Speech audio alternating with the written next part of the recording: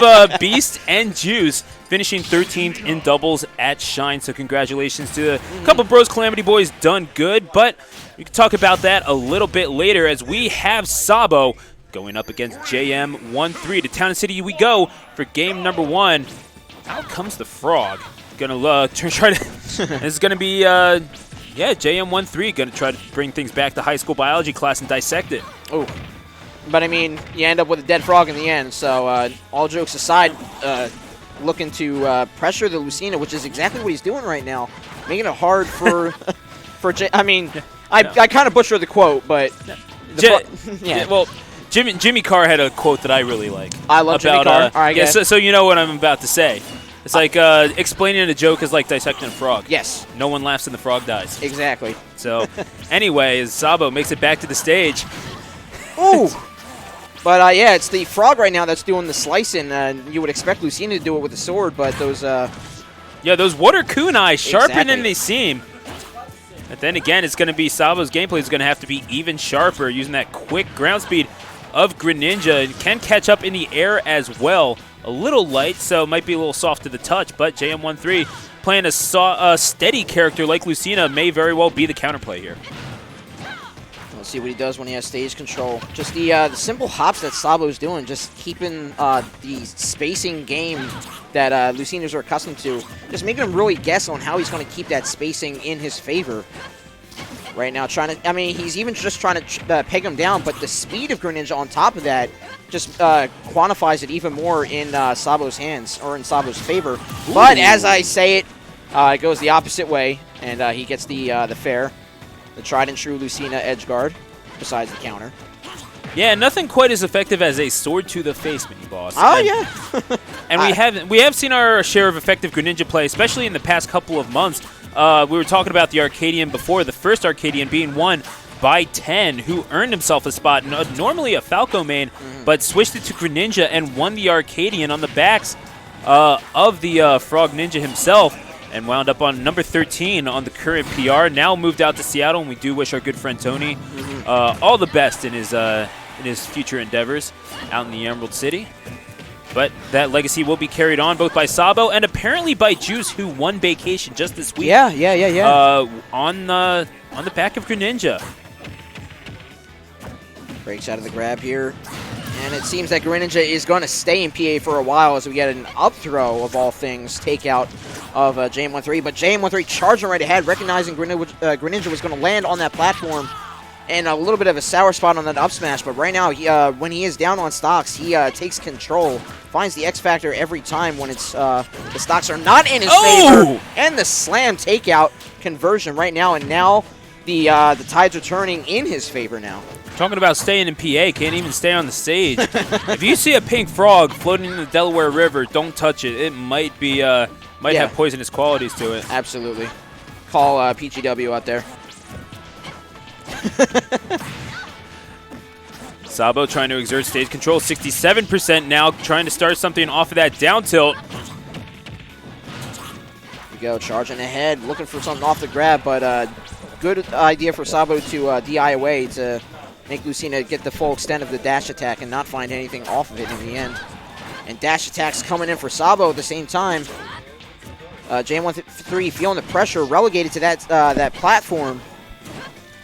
But again, as just left and right, tit for tat, going back and forth, and in the air conversion, very nice fair. I mean, one of the Frog's better options to take out in terms of aerial coverage. Dash attack is more of a setup option, and right now Sabo's looking for a setup, trying to find something off dash attack into neutral or back air. JM1-3 making it hard for him. Yeah, and at those early percentages, sorry to cut you off there, but then again, that's Sabo cutting off JM1-3's offensive measures right there. And JM1-3 needs to be careful not to get too antsy to get back to the stage, because Sabo can react to this. This is something that he has practiced with and knows how to read landings. He's been playing Roy for long enough to be able to control the stage relatively well using ground speed alone.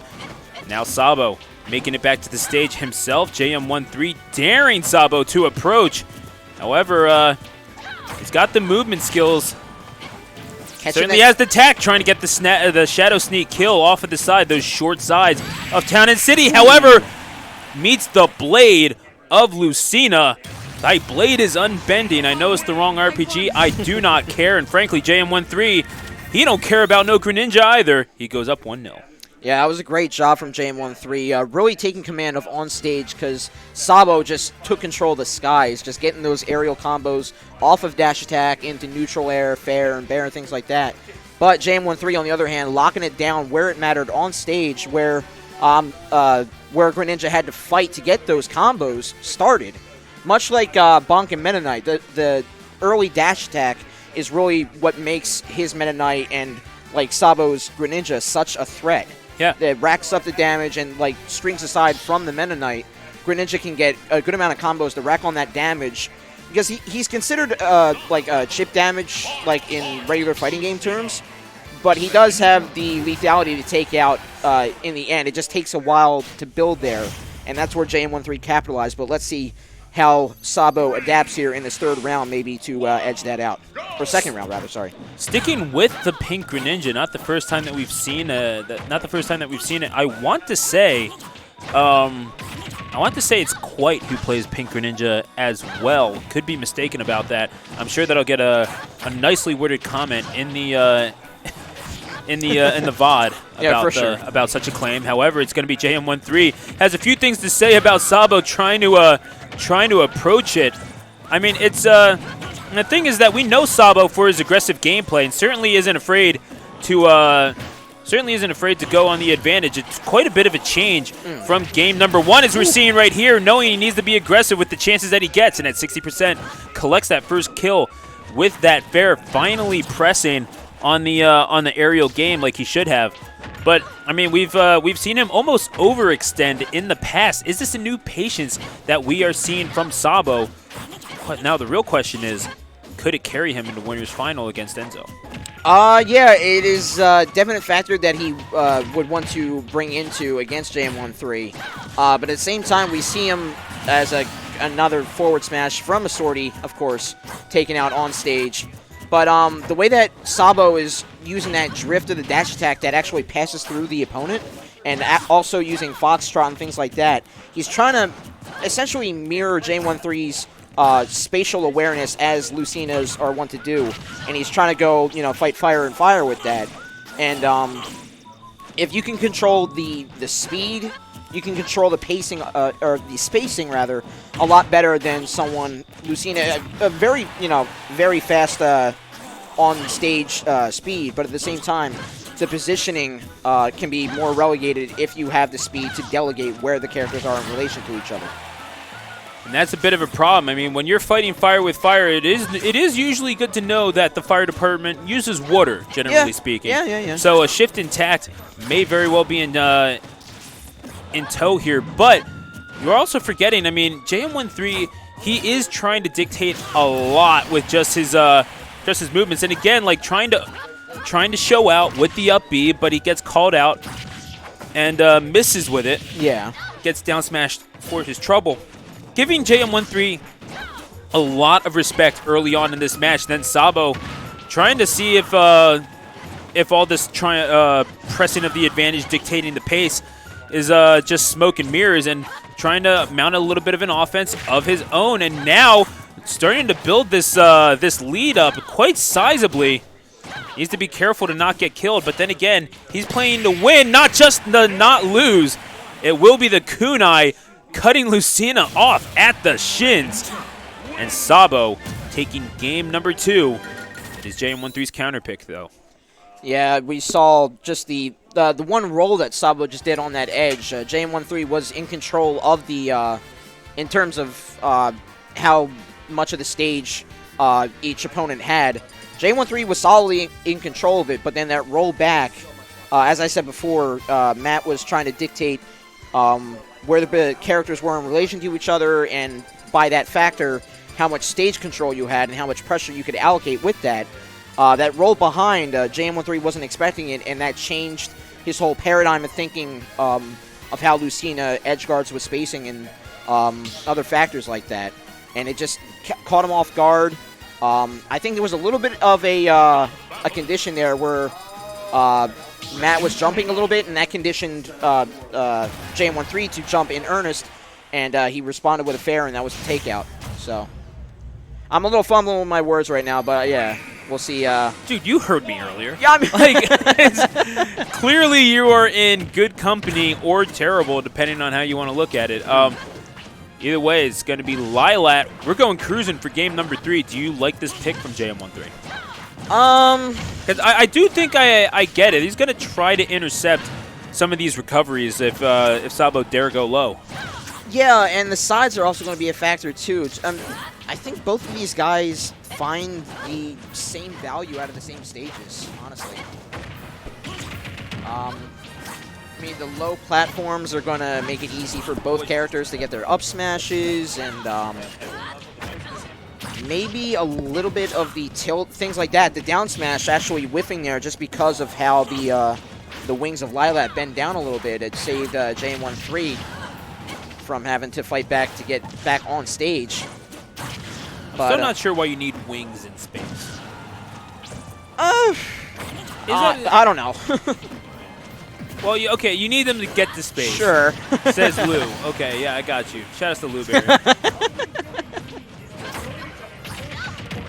It needs to be aerodynamic to some extent, and I think the wings help out a little bit with that. I just started a whole conversation that I regret entirely. Yeah. I apologize.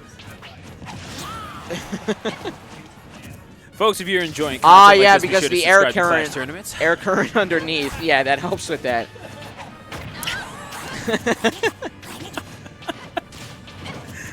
And both of these guys playing the footsie game, wanting to get back onto the ground as much as spaceships want to do, apparently.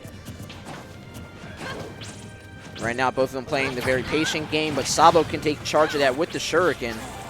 Be it chip damage or shield damage, he can sit back as far back as he wants to and be in control at the same time. Ooh! With the tilt, but yeah, very hard option for that forward smash. And JM1-3 says, oh yeah, let me try that out. And takes him out. But the patience from Sabo, just letting the opponent get up and reading their get-up option. Shows the mark of a good player. Almost takes out across the stage. Tries to... And it works! Oh my goodness! You know what? Sometimes when that door closes, you need to bust in through the window. And indeed, that rush back to the stage with the up B gives JM1-3 just hard enough to the point where he is befuddled and indeed cruising down into the bottom blast zone. So this is winner's side stock for the young JM1-3. Right. Sabo looking for a date in winner's final. Looked nigh upon impossible after game number 1, considering JM1-3's performance. But what has gone wrong for him? One thing I just picked up on is that I have not seen a counter come out from JM1-3, and that's as the kunai come in to take out JM1-3. I mean, I kind of understand why he might not want to do it, just because the trickery of Greninja's movement back and forth could make him second guess if he wants to use such a committal move as a counter. But the way that Sabo was just getting combos on him left and right, it could have broken him out of so many combos that he might have had another stock claim, if not, claim that second round because of it. I mean, it's all hindsight and second hand because we're back here and they're playing in the set, but